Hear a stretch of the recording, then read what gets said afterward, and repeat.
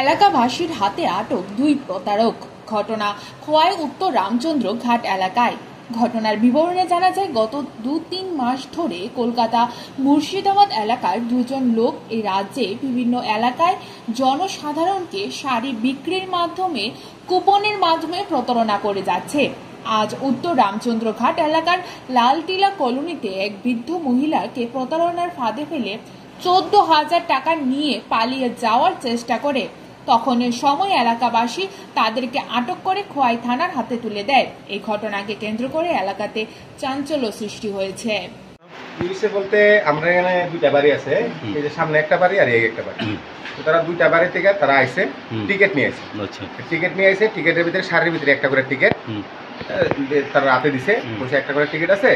টিকিটের মধ্যে বাইক আছে, ওলুকন আপনার দেখছেন প্যাটেন্ডা জলসা যে মার্কেটিং কোম্পানির যে প্যাটেন্ডা, এটার মধ্যে যা আছে টমটম সেন্টিন সহ স্বর্ণের জিনিস টিনিস সহ সব কিছু আছে। মহিলারা লোক দেখাইছে বলতে তারা টিকিট ক্যাশ করছে। ক্যাশ করার পরে এই টিকিটটা এটার ভিতরে টিকিটটার মধ্যে ফ্যান লাগছে, সিলিং ফ্যান লাগছে, লাগার পরে ক্যান্সেল করে দিচ্ছে। হ্যাঁ, সিলিং ফ্যানটা লাগার পরে এটা ক্যান্সেল করে দিচ্ছে। বলছে ঠিক আছে, এটা বাদ দিন, এটা লাগতো না। তারপরে আরেকটা টিকিট দিছে, আরেকটা টিকিটের মধ্যে বাইসাইকেল লাগছে বলে বলছে না, এটা বাদ দিন, এটাও ক্যান্সেল করে আরেকটা টিকিট দিছে বলতে টিকিটটা আরেকটা দিছে। টিকিটটা দেওয়ার পর ক্যাশ করছে। ক্যাশ করার পরে টিভি আর কারেন্টের চুলা লাগছে, আর গ্যাসের চুলা লাগছে পরে তারা কিনা করছে, একটা শাড়ি দিছে।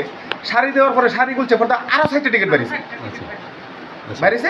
সবগুলা ক্র্যাশ করছে। ক্র্যাশ করে যতগুলা টিকিট ক্র্যাশ করা হয়েছে, যতগুলা মাল লাগছে, তারা করেছে যে আমরা 14,700 টাকা দিতে লাগবে। আপনারা 14,700 টাকা দিলে আপনারা সবগুলা মাল আপনারা পেয়ে যাবেন। তো তারা কি করছে, ভদ্রমহিলা বয়স্ক বাড়ির মধ্যে ছেলে পেলে নাই, তাই নাকি 14,000 টাকা গিয়ে স্বর্ণের সেন বন্ধক দিয়ে টাকাটা আনছে।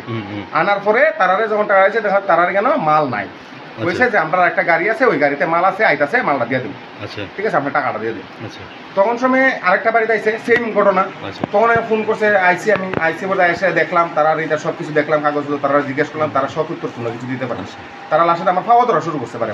তো ফাওয়া ধরে গাড়ির ড্রাইভার কেন এরালে যে গাড়ির ড্রাইভার আছে, গাড়ির ড্রাইভার প্রমাণ, গাড়ির ড্রাইভার নিজে বলছে তোমরা যে বাটপাটি করতেছো, তাহলে তো আমি আনলাম না, আগে জানলে।